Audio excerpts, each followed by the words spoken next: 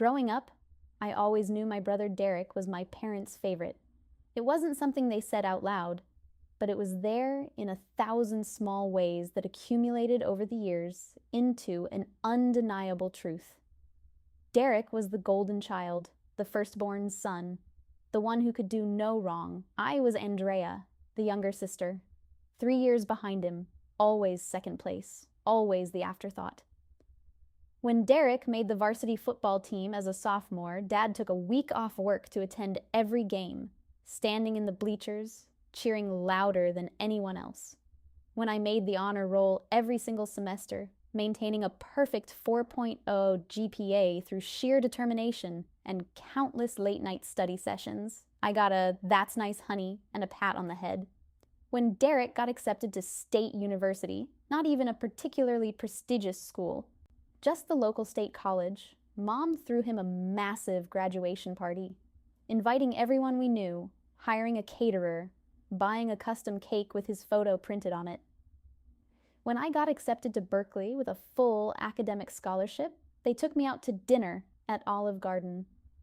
"We're so proud of you both," Mom had said, raising her glass of house wine, our successful children.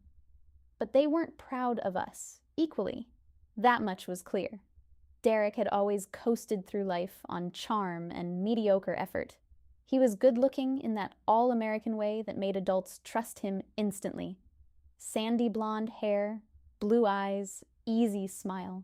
He was charismatic, the kind of person who could talk his way out of any situation, who made friends effortlessly, who always seemed to land on his feet no matter how badly he messed up.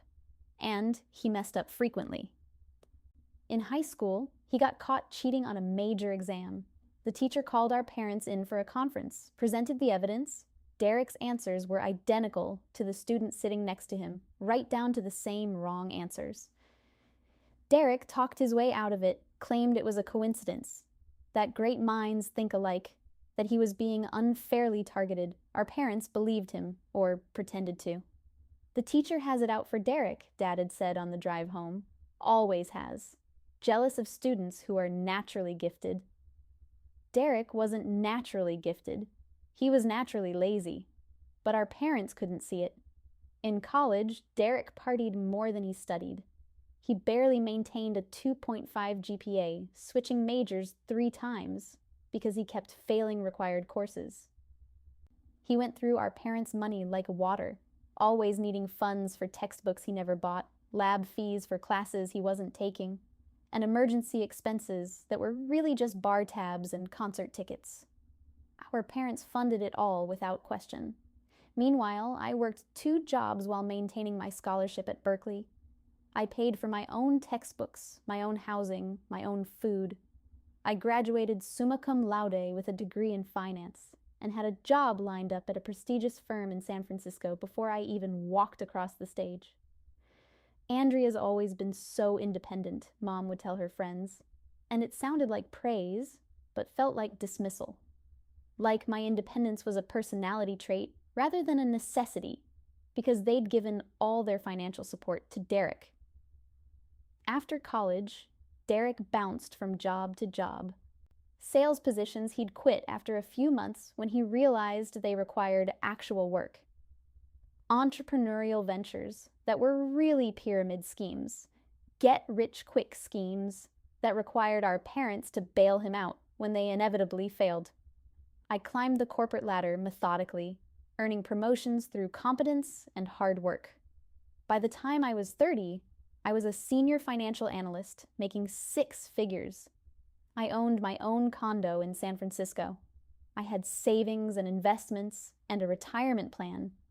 Derek, at 33, was still living in our parents' basement, working part-time at a gym, and claiming he was between opportunities. But our parents never saw it as failure. They saw it as Derek finding himself and exploring different paths. They saw his lack of direction as creativity rather than irresponsibility. And they kept supporting him, paying his car insurance, buying his groceries, funding his lifestyle while he contributed nothing.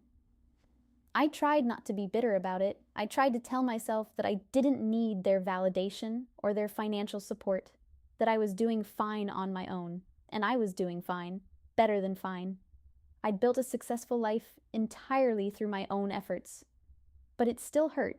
It still stung every time I visited home and saw how much attention Derek received for doing the bare minimum, while my actual accomplishments went barely acknowledged. The real breaking point came when our grandmother died.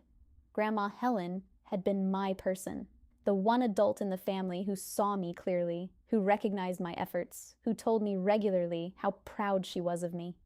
She'd been a school teacher for 40 years, valued education and hard work, and had always made me feel like my achievements mattered. "You're going to do great things, Andrea," she'd tell me. "You have your grandmother's determination. Don't ever let anyone make you feel like that's not valuable." When she died at 87, peacefully in her sleep, I was devastated. I flew home from San Francisco immediately, took a week off work, helped Mom plan the funeral, even though I was barely holding myself together. The funeral was beautiful. Grandma would have loved it. Simple, elegant, focused on her life as an educator and her impact on her students and community. Afterward, the family gathered at my parents' house for the reading of the will. It was a small gathering, just me, Derek, our parents, and the family lawyer, Mr. Peterson, who'd handled Grandma's affairs for decades. I wasn't expecting anything significant. Grandma had been comfortable but not wealthy, living on her teacher's pension and Social Security. I assumed she'd leave most of her estate to our parents, her only child, our father, and his wife. Mr. Peterson opened his briefcase and pulled out several documents. Helen was very clear about her wishes, he began.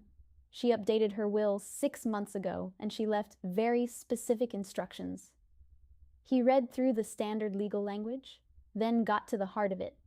"To my son, Richard, and his wife, Patricia, I leave my home and its contents to be used or sold as they see fit." Our parents nodded, unsurprised. The house was worth maybe $300,000, a decent amount, but not life-changing. "To my grandson, Derek, I leave $10,000, with the hope that he will use it to invest in his future and find his path in life." Derek smiled. $10,000 for doing nothing but being the favorite grandson. Typical. "And to my granddaughter, Andrea," Mr. Peterson continued, "I leave the remainder of my estate, including all savings, investments, and my life insurance policy, totaling approximately $750,000. The room went silent. I stared at Mr. Peterson, sure I'd misheard. "I'm sorry, what?" $750,000, he repeated. "Your grandmother was quite frugal and invested wisely throughout her life. She also had a substantial life insurance policy that she maintained specifically to leave to you. She wanted to ensure that your hard work and dedication were rewarded, and that you had the financial security to continue building the life you've created for yourself." I felt tears streaming down my face. Grandma had left me $750,000, not because I needed it, I was doing fine financially, but because she wanted to acknowledge everything I'd accomplished, because she valued my independence and wanted to support it. "That's not fair," Derek said immediately, his voice sharp. "Why does Andrea get almost everything and I only get 10 grand? Mr. Peterson pulled out another document. "Your grandmother anticipated there might be questions. She left a letter explaining her reasoning. Would you like me to read it?" "Yes," Derek demanded. Mr. Peterson cleared his throat and began reading.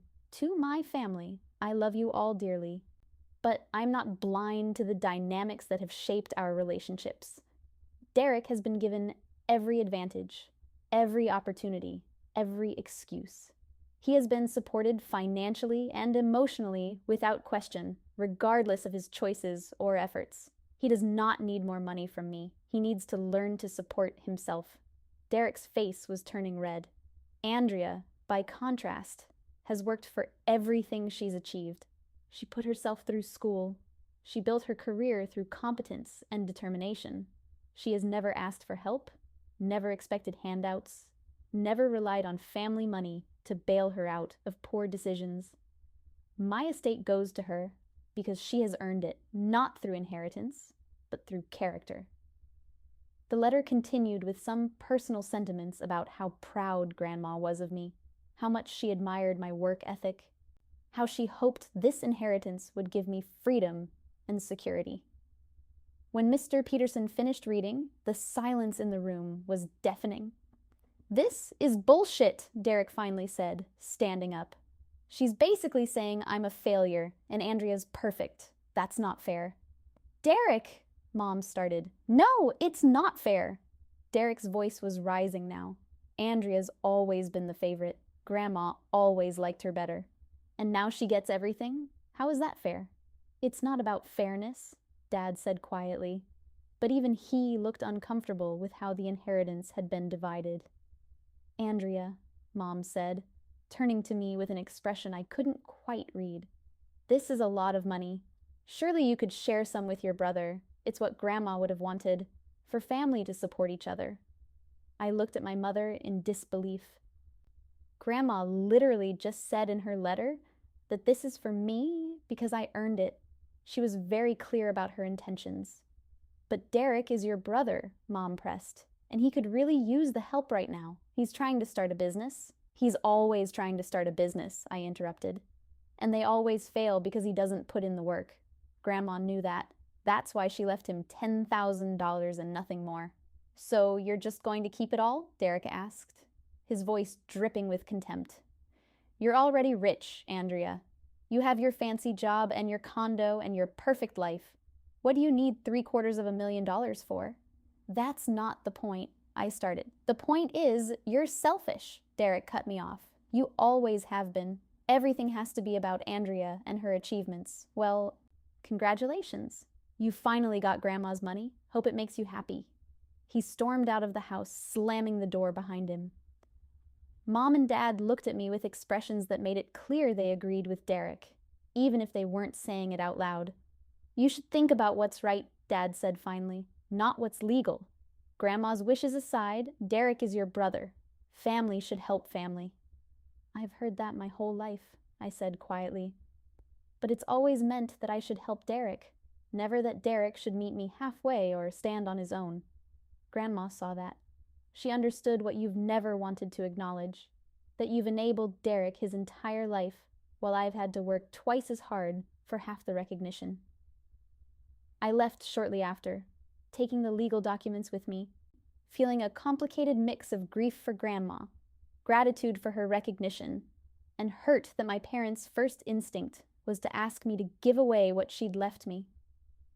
Over the next few weeks, the pressure intensified. Derek called me repeatedly, leaving increasingly angry voicemails about how selfish I was being.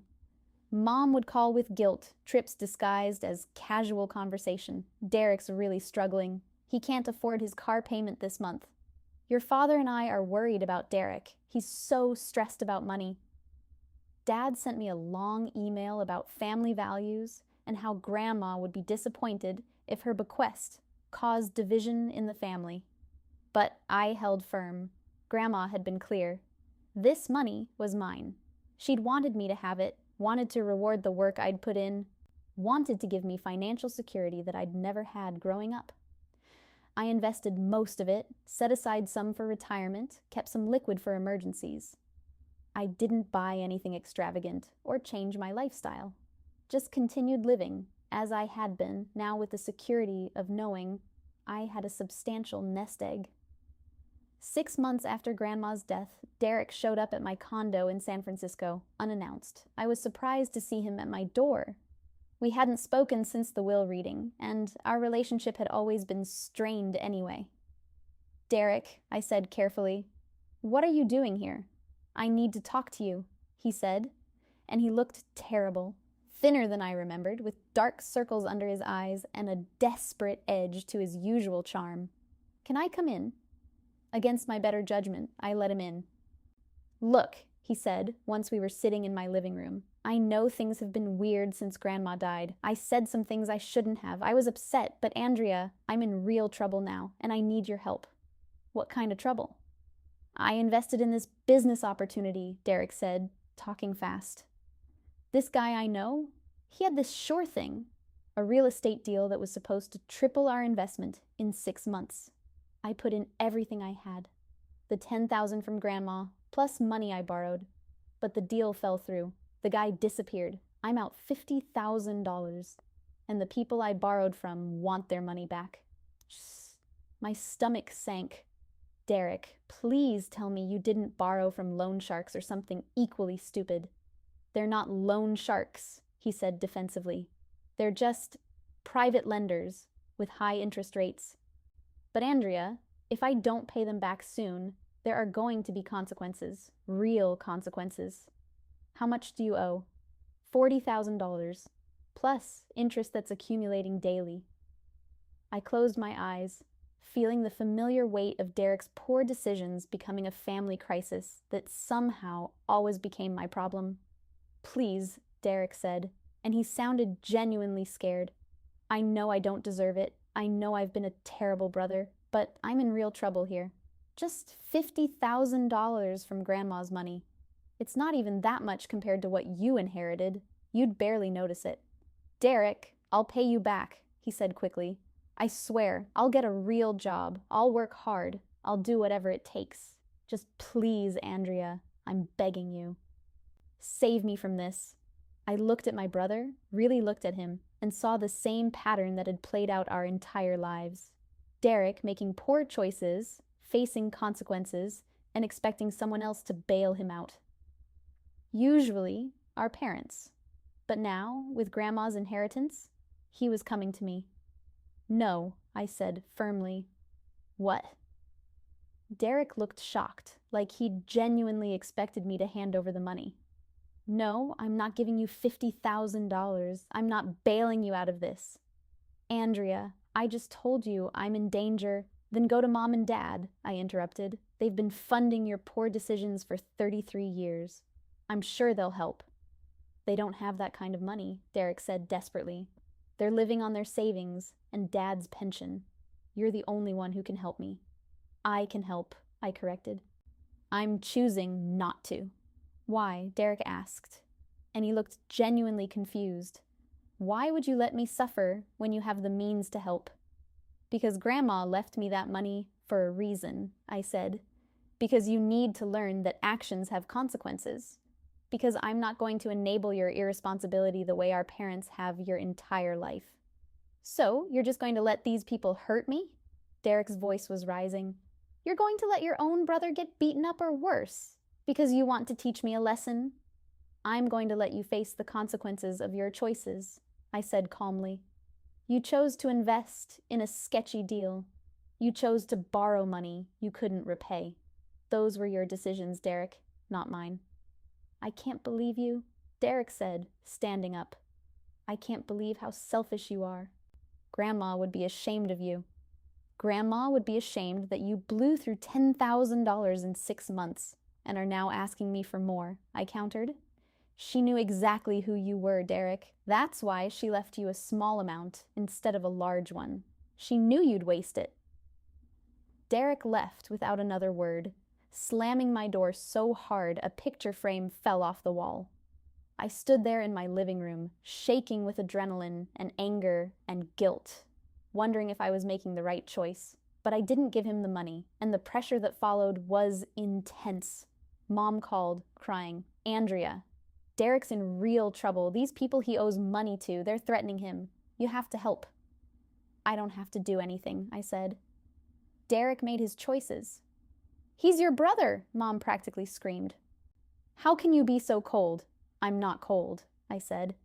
I'm just done enabling him, and you should be too. Dad took a different approach, trying to use logic and family obligation.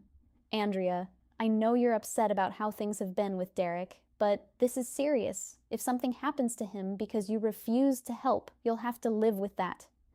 If something happens to him, it'll be because of choices he made, I said, not because I refused to bail him out. But the guilt ate at me. What if Derek was in real danger? What if these private lenders were actually dangerous criminals? What if something terrible happened and I could have prevented it? 2 weeks after Derek's visit, my parents showed up at my condo together, unannounced, like Derek had been. "We need to talk," Dad said when I opened the door. They came in and sat on my couch, looking more serious than I'd ever seen them. "Andrea," Mom began, "Derek came to us with a solution to his problem." "Okay," I said warily. "He's willing to contest Grandma's will," Dad said. "He's found a lawyer who thinks he has a case for undue influence, that Grandma was elderly, and you manipulated her into leaving you most of the estate." I felt like I'd been slapped. "That's ridiculous. I barely saw Grandma in the last year of her life, because I live in San Francisco and work constantly. Derek saw her more than I did." "The lawyer says they can argue that you influenced her through phone calls and visits," Mom said. "That you deliberately distanced yourself from Derek and painted him in a negative light." "This is insane," I said. "Grandma made her own decisions. She was completely mentally competent. Mr. Peterson can testify to that." "Maybe," Dad said, "but a court case would be expensive, lengthy, stressful for everyone. Derek doesn't want to do it. We don't want him to do it. But Andrea, you're forcing our hand here." I stared at my parents in disbelief. "You're threatening me? You're threatening to support Derek in a fraudulent lawsuit to contest Grandma's will unless I give him money?"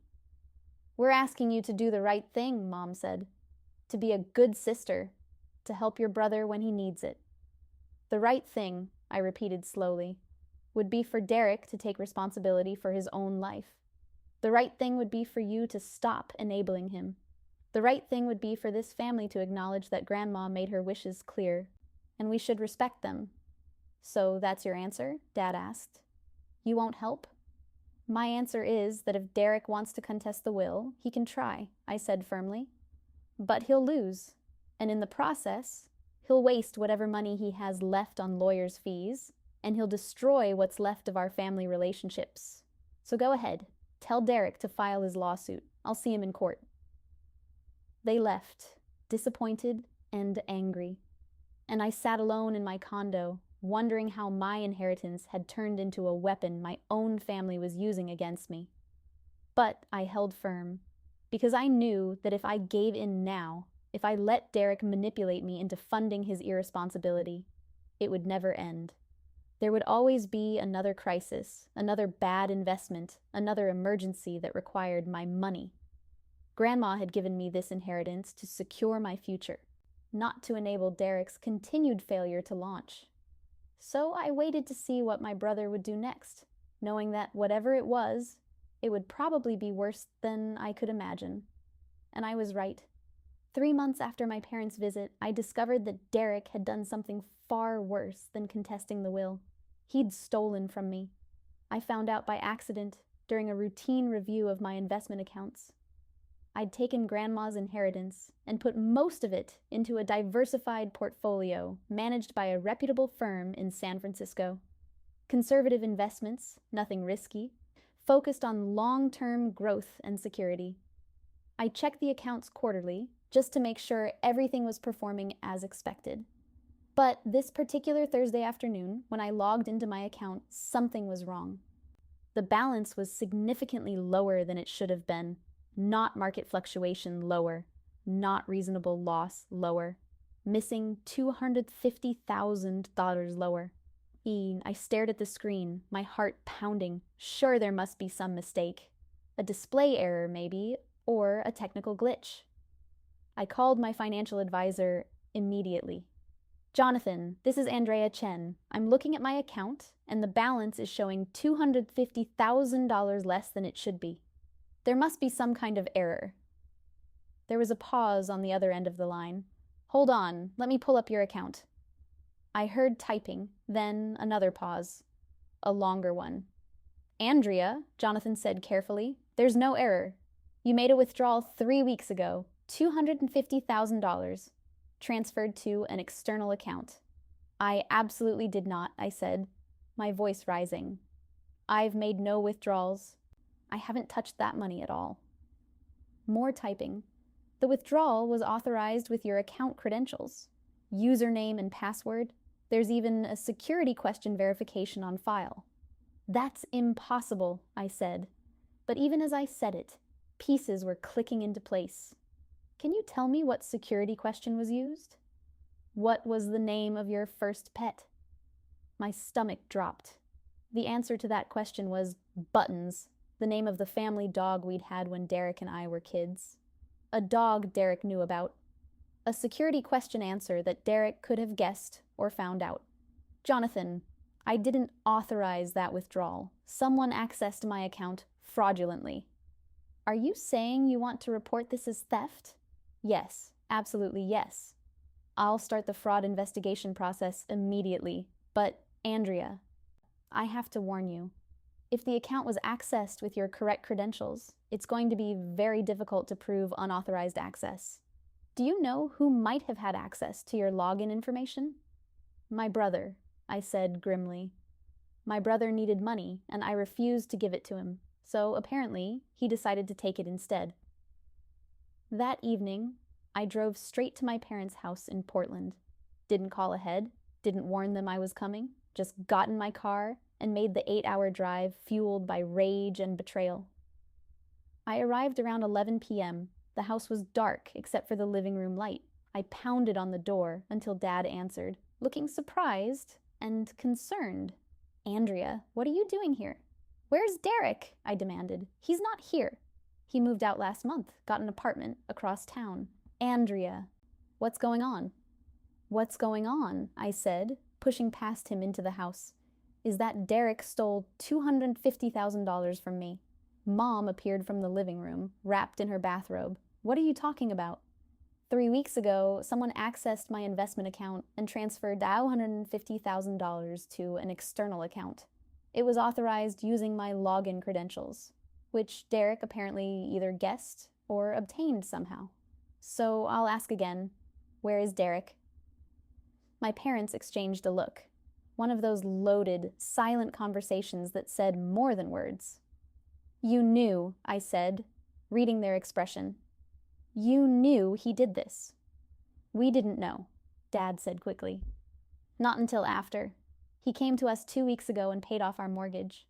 Said he'd come into some money through an investment opportunity that finally paid off. Let me guess, I said, bitterly. You didn't ask too many questions about this sudden windfall? He said it was legitimate, Mom said defensively.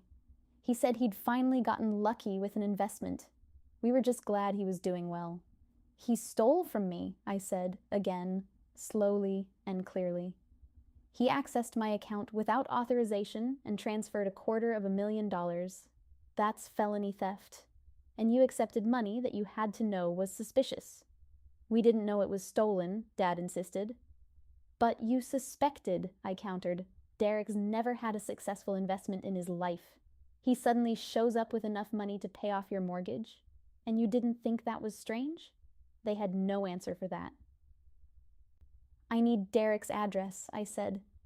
Andrea, don't do anything rash, Mom started. His address, I repeated. Now. Reluctantly, Dad wrote it down on a piece of paper. An apartment complex on the other side of Portland, the kind of place with external stairs and parking lot views. I drove there immediately, despite the late hour, despite my exhaustion from the drive. I was running on pure adrenaline and fury. Derek's apartment was on the second floor. I pounded on his door hard enough that neighbors' lights started turning on. He answered after the third round of pounding, looking half asleep and annoyed. When he saw me, his expression shifted to something like fear. Andrea, you stole from me, I said, my voice deadly quiet. You accessed my investment account and transferred $250,000. That's felony theft, Derek. That's prison time. I don't know what you're talking about, he said. But he was a terrible liar, always had been. Yes, you do, and I have proof. The transfer was made from your IP address. I've already confirmed that with my financial advisor and the IT forensics team the investment firm uses. They traced it back to this apartment complex. That was a bluff. I hadn't gotten that level of detail yet, but Derek didn't know that. His face crumpled. Andrea, I was desperate. Those people I owed money to, they were threatening me. I was going to be hurt, maybe killed. I didn't have a choice. You had a choice, I said. You could have gotten a job. You could have worked out a payment plan. You could have faced the consequences of your own decisions like an adult. Instead, you committed a felony. Are you going to turn me in? Derek asked, and he actually looked scared. I wanted to say yes, wanted to march him to the nearest police station and watch him get arrested for what he'd done. He deserved it. He deserved to face real consequences for once in his privileged, enabled life. But if I did that, it would destroy our family. Mom and Dad would never forgive me for putting their golden child in prison. The family would fracture completely and irreparably. I want my money back, I said instead. Every penny, plus the return it would have earned if you hadn't stolen it. You have 48 hours to return it, or I go to the police. I can't, Derek said desperately. I already spent most of it. I paid off my debts. I paid off Mom and Dad's mortgage. I bought some things I needed. Things you needed, I repeated incredulously. You stole $250,000 and bought things you needed? I got a new car, he admitted, and some furniture for this place, and I took a trip to Hawaii because I was so stressed. You took a vacation with my stolen money, I said, and I was beyond anger now, past rage into a cold, calculated fury that was much more dangerous. You stole from your own sister and used it to fund a vacation. I was going to pay you back eventually, Derek said weakly. With what money? You don't have a job. You've never held a job for more than 6 months. How exactly were you planning to pay back $250,000? He had no answer. Here's what's going to happen, I said, my voice ice cold. You're going to sell the car. You're going to return anything you bought that can be returned. You're going to get every penny you can together, and whatever you can't repay immediately, you're going to sign a legally binding promissory note for the remainder with interest. And if I don't? Then I go to the police with all the evidence I have, the unauthorized access to my account, the IP trace, the security question that only someone in our family would know the answer to. You'll be arrested for felony theft. And Derek, I promise you, I will not bail you out. I will not ask the prosecutor for leniency. I will push for the maximum sentence. Derek looked at me like he was seeing me for the first time. You really hate me, don't you? I don't hate you, I said truthfully. I pity you. You're 33 years old, and you've never taken responsibility for anything in your entire life. Grandma saw it. I see it. Everyone sees it except Mom and Dad, who've enabled you so thoroughly that you actually thought stealing from your own sister was an acceptable solution to your problems. I left him standing in his doorway and drove to a hotel. I was too exhausted and too angry to drive back to San Francisco that night. The next morning, I met with a lawyer in Portland who specialized in financial fraud and theft. I laid out the entire situation. The inheritance, Derek's request for money, my refusal, the subsequent theft. You have a strong case, the lawyer said, after reviewing everything. The evidence is clear, but I have to warn you, prosecuting your own brother will have consequences beyond the legal system. Family relationships, social consequences, emotional toll. Are you prepared for that? He stole from me, I said. What am I supposed to do? Just let him get away with it. That's a decision only you can make, the lawyer said. But there are other options. A civil lawsuit to recover the money, a payment plan with legal enforcement, reporting him to the police, but agreeing to a plea deal that involves restitution rather than jail time. I want him to face real consequences, I said, not another slap on the wrist that teaches him nothing. Then you should file a police report and pursue criminal charges. But be prepared for your family to choose sides, and be prepared for the very real possibility that they won't choose yours. I filed the police report that afternoon, gave them all the evidence, all the documentation, all the details of the theft. The detective who took my statement was sympathetic, but realistic. Family theft cases are always complicated, she said. Even when the evidence is clear, we often see victims who change their minds halfway through the process because they don't want to see their family member in jail. I won't change my mind, I said. We'll see, she said, not unkindly. We'll investigate and present the findings to the prosecutor. If they decide to press charges, your brother will be arrested. After that, it's in the hands of the justice system. I drove back to San Francisco that evening, feeling hollowed out and somehow relieved. I'd done the right thing. I'd refused to enable Derek one more time. I'd held firm on boundaries, even when it was hard. But I also knew that what came next would be brutal, and I was right. The arrest warrant for Derek was issued 2 weeks after I filed the police report. He was arrested at our parents' house, where he'd apparently gone to hide out, thinking that somehow Mom and Dad could protect him from the consequences of felony theft. Mom called me, sobbing. They arrested Derek. The police came to our house and arrested him in front of the neighbors. How could you do this, Andrea? How could you do this to your own brother? I didn't do anything, I said calmly, though my hands were shaking. Derek did this to himself when he stole $250,000 from my investment account. He needed that money. He was in danger. Then he should have gotten a job and paid his debts like an adult. He shouldn't have stolen from his sister. You're tearing this family apart, Mom accused. Your father and I can barely look at you. Derek is facing prison time because you couldn't just help him when he needed it. Derek is facing prison time because he committed a felony, I corrected. This isn't about me refusing to help. This is about him choosing to steal, rather than take responsibility for his life. I hope you can live with yourself, Mom said, and hung up. Dad called an hour later. His approach was different, disappointed rather than angry, which somehow felt worse. Andrea, I know you're hurt. I know Derek made a mistake. But pressing charges against your own brother, making him face prison, that's not how family handles things. How does family handle things, Dad? I asked. By letting Derek steal and face no consequences? By enabling his terrible choices for the 1,000th time? Grandma left me that money because she wanted me to be secure. Derek stole it. That's not a mistake. That's a crime. He's my son, Dad said quietly. Your brother. I'm asking you to drop the charges. We'll figure out a payment plan. Derek will pay you back. Just don't send him to prison. Derek has never paid back a dime to anyone in his life, I said. He has no job, no assets, except what he bought with my stolen money, and no intention of actually working to make this right. Dropping the charges means teaching him, one more time, that he can do whatever he wants without consequences. So you'd rather send him to prison? I'd rather he learned accountability, I said. But yes, if that's what it takes, I'm willing to let the justice system do its job. Dad hung up without saying goodbye.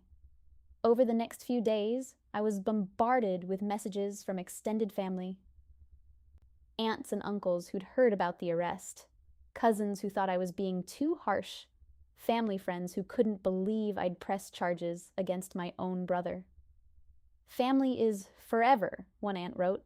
Money isn't worth destroying family relationships. I wanted to write back. Then maybe Derek should have thought about that before he stole from me.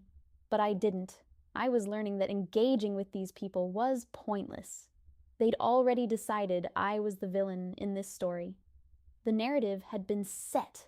Poor Derek, driven to desperate measures, now facing prison because his cold-hearted sister wouldn't forgive a simple mistake.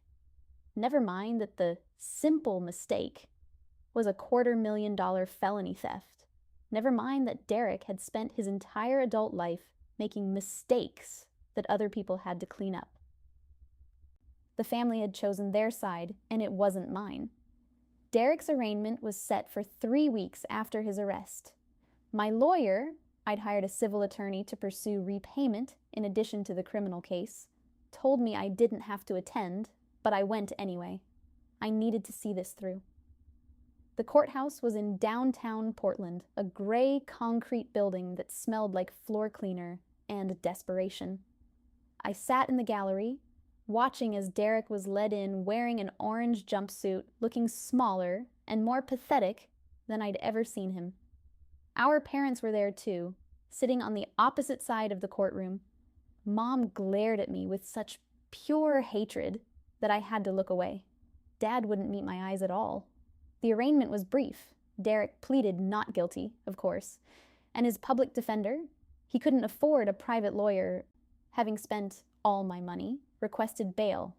The prosecutor argued that Derek was a flight risk given the severity of the charges and the fact that he'd already demonstrated criminal behavior. The judge set bail at $100,000. I watched my parents' faces fall. They didn't have that kind of money, especially not after Derek had generously paid off their mortgage with my stolen funds. Derek would have to stay in jail until trial unless they could scrape together 10% for a bail bondsman. As we filed out of the courtroom, Mom cornered me in the hallway. "I hope you're happy," she hissed. "Your brother is sitting in jail because of you." "My brother is sitting in jail because he stole $250,000, I said evenly. "This is cause and effect, Mom. Actions and consequences. You could drop the charges. You could stop this right now. I could. But I won't." "Then you're no daughter of mine," Mom said, her voice breaking. "I have one child now. Just one." She walked away, and I stood there in the courthouse hallway feeling like I'd been gutted. I'd expected anger, expected guilt trips. But hearing my mother essentially disown me, that cut deeper than I'd anticipated. Dad approached me as I was leaving, looking older than I remembered, tired, defeated. "Andrea," he said quietly, "I know you think you're doing the right thing, but you're losing your family over this. Is it really worth it?" "Why is it on me to preserve the family?" I asked. "Why isn't it on Derek to not steal from his sister? Why isn't it on you and Mom to stop enabling him and demand that he take responsibility for once in his life?" "Because Derek needs us," Dad said. "He's not as strong as you are." "He never has been." "Then maybe you should have taught him to be stronger instead of teaching him that someone would always bail him out." Dad shook his head sadly. "Grandma was wrong about you. She thought you were strong and independent, but you're just hard. You've got a hard heart, Andrea, and I don't know when that happened." He walked away, and I stood there alone in the courthouse hallway, wondering if maybe they were right, if maybe I was the problem, if maybe I'd become so focused on boundaries and consequences that I'd lost my capacity for compassion. But then I thought about Derek taking my inheritance, Grandma's final gift to me, her acknowledgement of everything I'd worked for, and spending it on a vacation and a new car. I thought about him sitting in his apartment, living off my stolen money, feeling no remorse until he got caught, and I knew I was doing the right thing, even if it cost me everything. Act 4. The trial. Derek's trial was scheduled for 6 months after his arrest. 6 months of estrangement from my family. 6 months of hateful messages from relatives. 6 months of second-guessing myself at 3 a.m. But I didn't drop the charges. Derek's public defender tried to negotiate a plea deal, plead guilty to a reduced charge, serve minimal jail time, agree to a payment plan for restitution. The prosecutor was willing to consider it if I agreed. I met with the prosecutor, a sharp woman in her 40s named Rebecca Morrison, who specialized in financial crimes. The plea deal would guarantee restitution, she explained. Derek would be required to pay back the full amount, plus interest on a court-supervised payment plan. He'd serve 6 months in county jail, followed by probation. If he violates the terms, including the payment plan, he goes back to prison. "What if we go to trial?" I asked. "If we go to trial and win, he's looking at 3 to 5 years in state prison. But trials are unpredictable. Juries can be sympathetic, especially in family cases. There's a chance he could be acquitted, in which case you'd have to pursue civil remedies to get your money back, and that could take years. What do you recommend?" Rebecca looked at me carefully. "Honestly, the plea deal. It's guaranteed consequences. Jail time, a felony record, court-supervised restitution. It's not everything you want, but it's something. And, Andrea, I have to tell you, this case has taken a toll on you. I can see it. Maybe it's time to accept the win and move forward with your life." But I couldn't do it. 6 months in county jail felt like another slap on the wrist. another way for Derek to avoid real consequences. I knew that if I accepted the plea, my family would spin it as proof that I was being vindictive, that if the crime was really that serious, why did I agree to such a light sentence? I want to go to trial, I said. Rebecca sighed. Okay, but prepare yourself. This is going to get ugly. She was right. The trial was a nightmare. Derek's defense strategy was to paint me as a vindictive, greedy sister who had refused to help him in his time of need and was now using the legal system to punish him for a desperate mistake. His public defender was surprisingly good. She was a young woman, passionate and compelling, who made Derek seem sympathetic. A struggling man who'd made a poor decision under extreme duress. A brother who'd reached out to his wealthy sister for help and been cruelly turned away. A son whose parents had taught him that family helps family, only to watch his sister use her resources to destroy him instead of save him. Yes, Derek Chen accessed his sister's account without permission, the defense attorney admitted to the jury. But was it theft? Or was it a family matter that should have been resolved privately?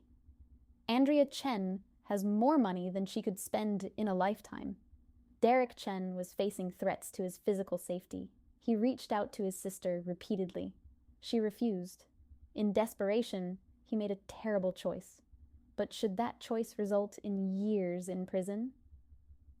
Or should it result in what it always should have been, a payment plan, an agreement between siblings, a family matter resolved within the family?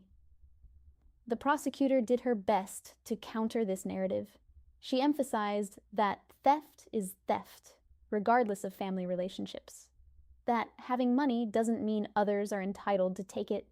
That Derek's desperate circumstances were the result of his own poor decisions and didn't justify stealing from his sister. But I could see some jurors nodding along with the defense's arguments. Could see them looking at me with something like distaste. The rich sister who wouldn't help her struggling brother. The cold woman who'd rather see her sibling in prison than part with money she didn't even need. My parents testified for the defense. They sat on the witness stand and painted a picture of our childhood that bore little resemblance to reality. According to them, I'd always been jealous of Derek, always competitive, always resentful that he was more popular, more charming, more beloved by the family. Andrea has always been difficult, Mom said on the stand, and I watched the jury absorb this characterization. She's ambitious, which isn't a bad thing, but she's also cold. Even as a child, she kept herself apart from the family. She valued achievement over relationships. And Derek? The defense attorney asked. Derek is warm, Mom said, smiling for the first time since taking the stand. He's always been the heart of our family, the one who brings us together. Yes, he's made mistakes, but he has a good heart. He's always struggled with direction, with finding his path. She made him sound like a lost puppy rather than a 33-year-old man who'd committed felony theft. Dad's testimony was similar. He emphasized how successful I'd become, how much money I made, how little $250,000 would mean to someone of my means. Did you ever consider, the defense attorney asked, that Andrea might have been able to help Derek without even noticing the financial impact? Absolutely, Dad said. She makes 6 figures. She has a valuable property in San Francisco. The money our mother left her, $750,000, she didn't even need it. She already had everything, and Derek just needed help. He needed $50,000 to get out of a dangerous situation. She could have saved him and never missed the money. I sat in the courtroom, listening to my parents testify against me, and felt something break inside me that I knew would never be repaired. When it was my turn to testify, the defense attorney came at me hard. Ms. Chen, you make approximately $150,000 per year. Is that correct? Yes. And you inherited $750,000 from your grandmother? Yes. So your current net worth is over $1 million? I don't know the exact figure, but yes, approximately. And your brother Derek asked you for $50,000 to pay off debts? Yes. $50,000 out of your $1,000,000 net worth. That's 5%. You refused to give your brother 5% of your wealth when he was in a dangerous situation. I refused to enable his pattern of irresponsible behavior, I said firmly. Derek has been making poor financial decisions his entire adult life and expecting others to bail him out. My grandmother left me that money specifically because she didn't want it used to fund Derek's continued irresponsibility. But you're his sister, the defense attorney pressed. Don't you have any familial obligation to help? I have an obligation to respect my grandmother's wishes and not enable destructive behavior, I said. Help isn't always about money. Sometimes help means letting someone face the consequences of their actions so they can learn and grow. And did your brother learn and grow while sitting in jail awaiting trial? I don't know. You'd have to ask him. Let me ask you this, Miss Chen. Do you love your brother? I paused. It was a trap question. If I said yes, the defense would ask why I was prosecuting someone I loved. If I said no, I'd seem cold and vindictive.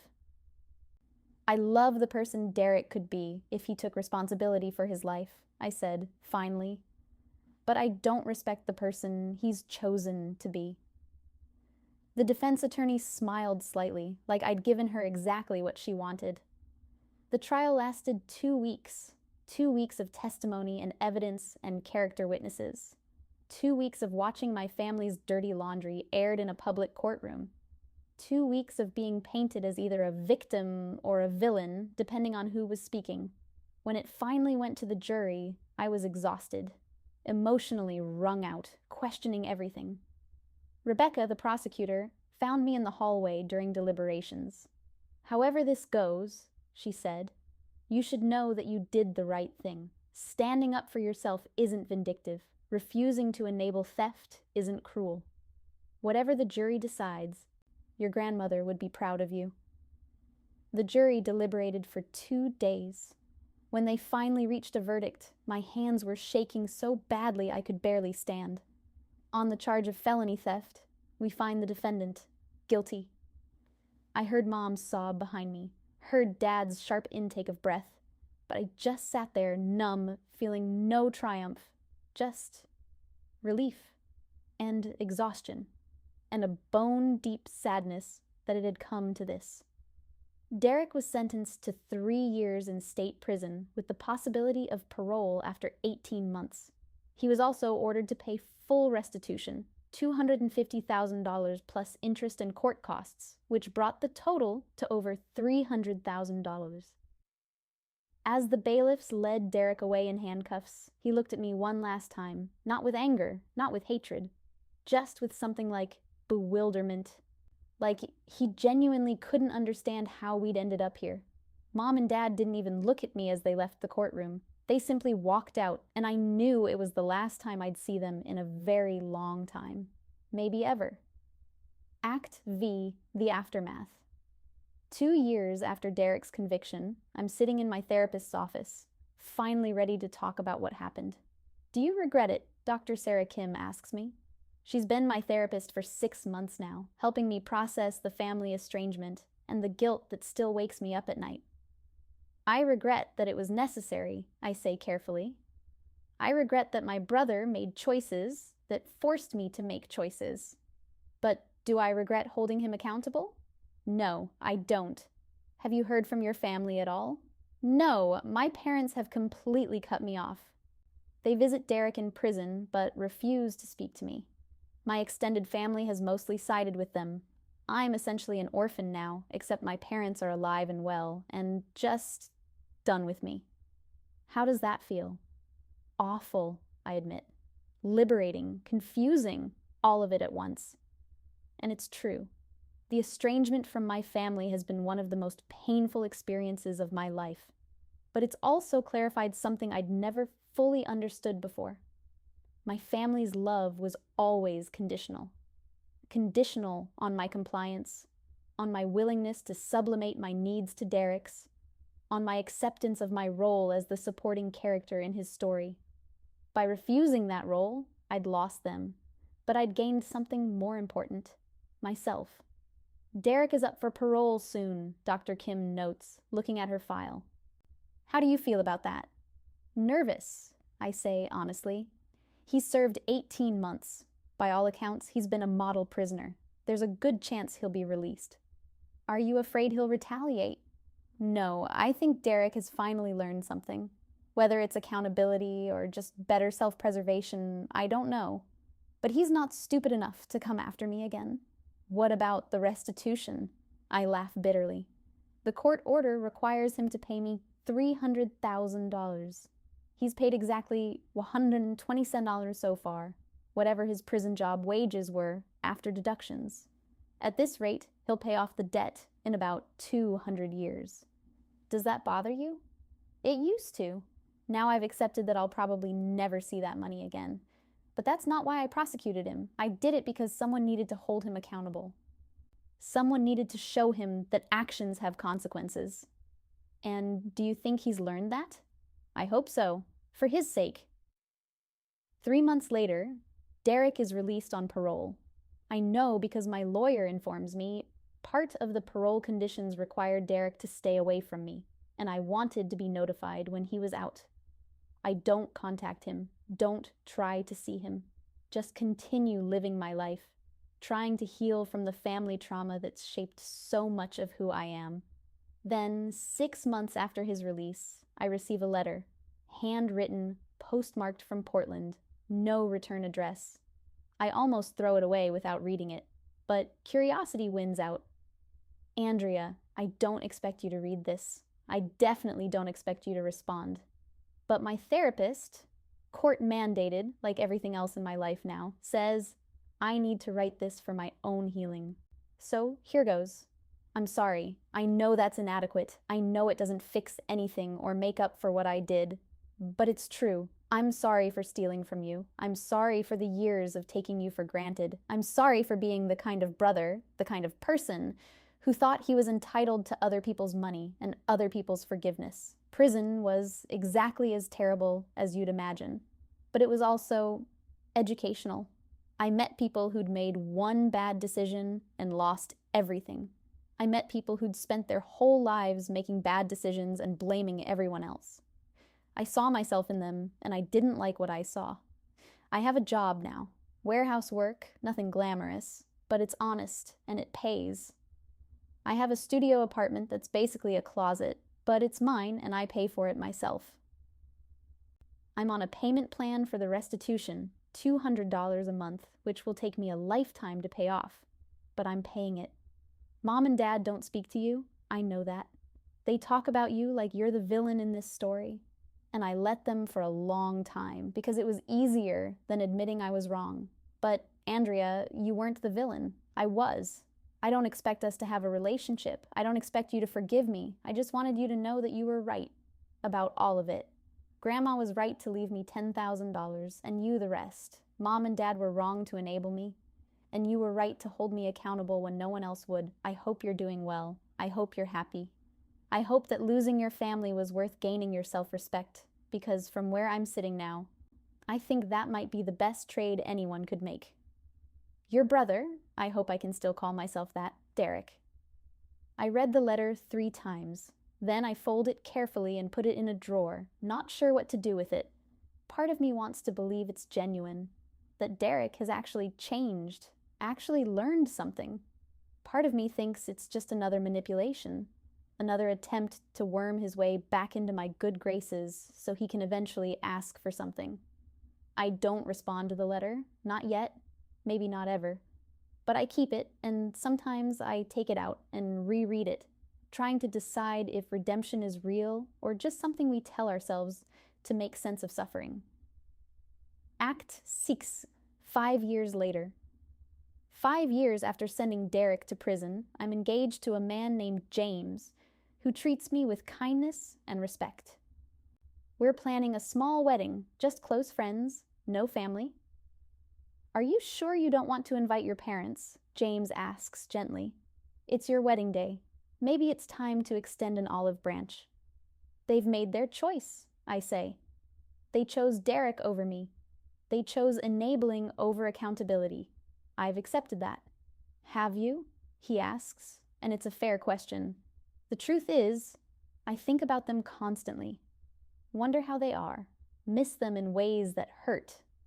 But I also know that reconciliation would require me to apologize for something I don't regret. Would require me to admit I was wrong when I know I was right, and I can't do that. Not even for peace. Not even to have my family back. The wedding is beautiful, simple and elegant, exactly what I wanted. My best friend Sarah is my maid of honor. James's family is warm and welcoming and everything my family never was.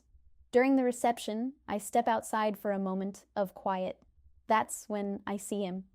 Derek is standing at the edge of the parking lot, not approaching, just there. He looks different, older, leaner, more weathered. He's wearing a suit that doesn't quite fit, holding a small wrapped box. My first instinct is to call security, but something stops me. I walk over to him, James following protectively behind me. Derek, I say carefully. Andrea, he replies. Congratulations. I saw the announcement in the paper. I wasn't going to come, but I wanted to give you this. He holds out the wrapped box. I don't take it. What is it? Something of Grandma's. Something I found in Mom and Dad's house when I was helping them move. I thought you should have it. How are Mom and Dad? I ask, hating myself for caring. They're okay, getting older. Still angry at you, if I'm being honest. They'll probably never forgive you for what you did to me. He makes air quotes, a wry smile on his face. I've tried to tell them it was my fault, but they don't want to hear it. And you? How are you? I'm surviving. Still paying restitution. Still working at the warehouse. I've been promoted to supervisor, actually, which sounds more impressive than it is, but I'm making it work. I'm learning that normal life, boring, responsible, adult life, isn't so bad. We stand in awkward silence for a moment. I read your letter, I say, finally. The one you sent 5 years ago. And I don't know if I believe it, but I want to. Derek nods slowly. That's fair. I wouldn't believe me either. But Andrea, I've spent the past 7 years learning what you already knew, that being an adult means taking responsibility for your shit. That family isn't a free pass to use people. That grandma left you that money because you earned it in ways that had nothing to do with money. Why are you telling me this? Because you're getting married, starting a new life, and I don't want to be the shadow hanging over it. So I'm saying what I should have said 7 years ago. I'm sorry. You did the right thing. Grandma would be proud of you. And I hope you have a long, happy life with someone who deserves you. He sets the wrapped box on a nearby table and starts to walk away. Derek, I call after him. He turns back. Thank you, I say, for this, for coming, for growing up. He smiles, a real smile. Not the charming mask he used to wear. Better late than never, right? He leaves, and I stand there holding the box, feeling James's arm around my shoulders. Are you okay? He asks. Yeah, I say, surprised to find it's true. I think I actually am. Later that night, after the reception, I open Derek's gift. Inside is Grandma's favorite necklace, a simple gold chain with a small pendant shaped like a book. She'd worn it every day, and I'd always loved it. There's a note inside. She would want you to have this. She would be proud of who you've become. I'm still paying the restitution. $200 a month, every month for the next 97 years or so. Consider it my monthly reminder that actions have consequences. I hope you're happy, Andrea. You deserve it. Dai. I put the necklace on and look at myself in the mirror. I see Grandma in my reflection, her determination, her strength, her refusal to enable bad behavior even when it would have been easier. And I realized something. I don't need my family's forgiveness. I don't need Derek's redemption to be real or fake. I don't need my parents to acknowledge that I was right. I just need to keep being the person Grandma saw in me. Strong, independent, unwilling to be diminished by anyone, even the people who are supposed to love me. Epilogue. 10 years later. 10 years after Derek's conviction, I receive a call from a number I don't recognize. Andrea Chen? A woman's voice asks. Yes? This is Margaret Foster. I'm your brother Derek's sponsor. He's in a recovery program. He asked me to call you. My heart drops. Is he okay? He's fine. He's actually doing really well.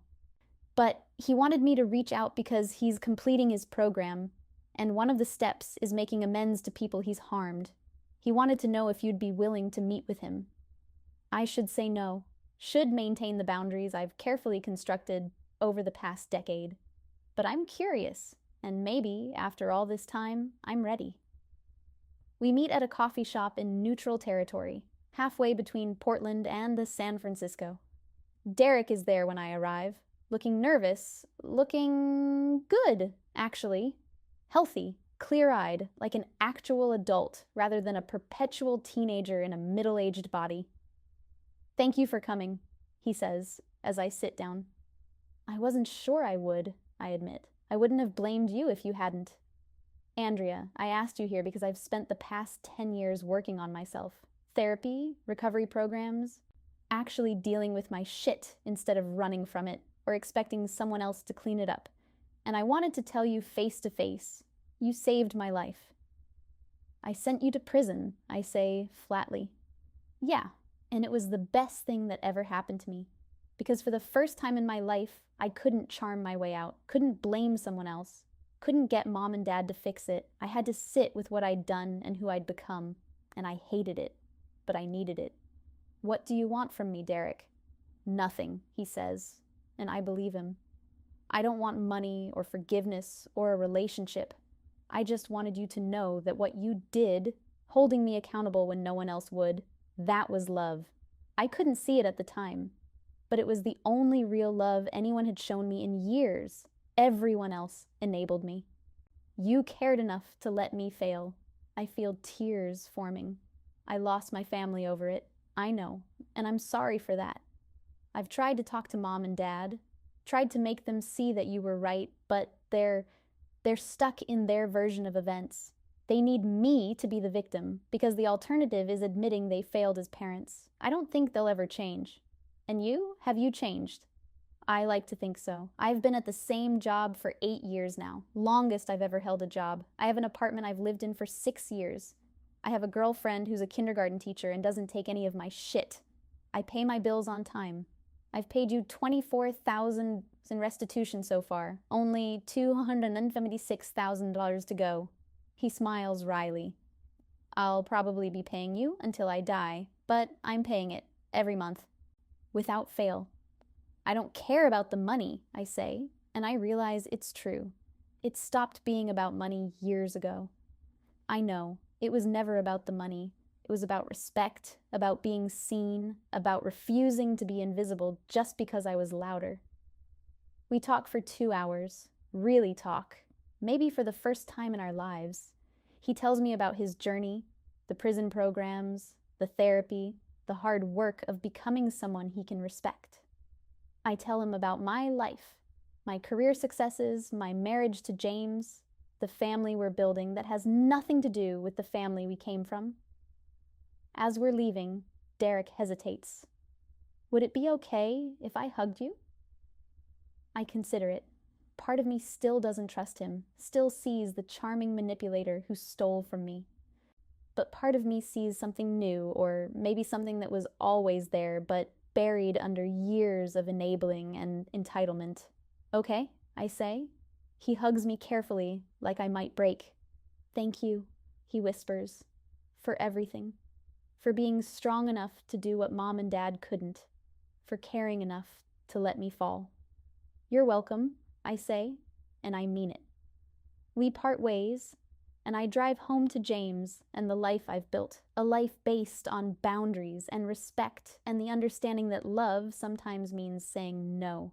Do I feel good about what I did? Yes. Absolutely yes. Did Derek deserve it? He deserved accountability. He deserved consequences. Whether those consequences were proportional or fair or right, that's something I've made peace with. But more than that, I deserved to stand up for myself. I deserved to refuse to be small. I deserved to honor my grandmother's faith in me by protecting what she gave me and using it to build the life she'd envisioned for me.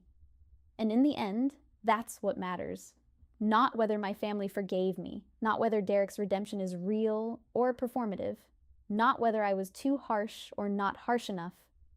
What matters is that I refused to be a victim. I refused to enable dysfunction. I refused to sacrifice my own well-being for someone who'd never sacrificed anything for me. Grandma would be proud. And honestly, that's enough.